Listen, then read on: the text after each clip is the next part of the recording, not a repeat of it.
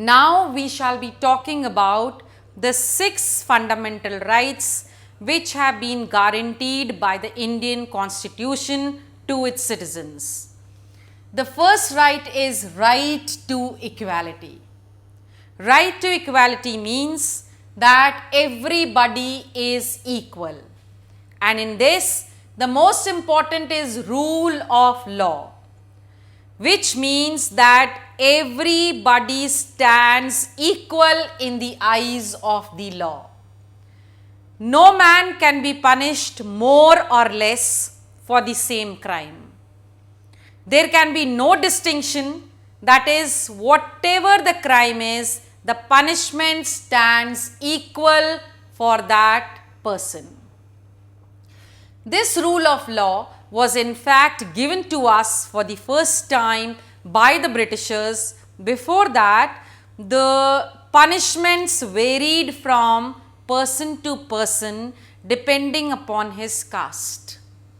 Then there is a total equality of the people in the society. Nobody can be considered as high or low, and everybody stands on an equal footing. Now, some people wonder, if everybody is equal, both in the eyes of law and otherwise also equality prevails, then what about the reservation and the untouchability? Why is it that certain seats are reserved for the lower caste people, and in certain areas they are given preference?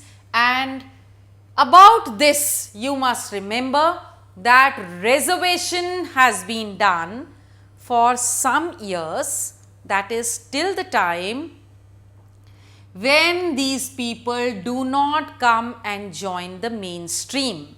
The reservation has nothing to do with encroachment on equality.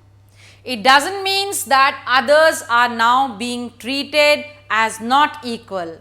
That is, their right to actually be equal in the eyes of law has been taken away. And to enforce this right more, we see that the untouchability which had been practiced, which was practiced in India since ages, is now considered a crime. Untouchability is a crime, they say, both against humanity and law. So, this right to equality is ensuring that everybody is equal in the eyes of law, no high or low reservations made, just for the upliftment of various society members who could join the mainstream.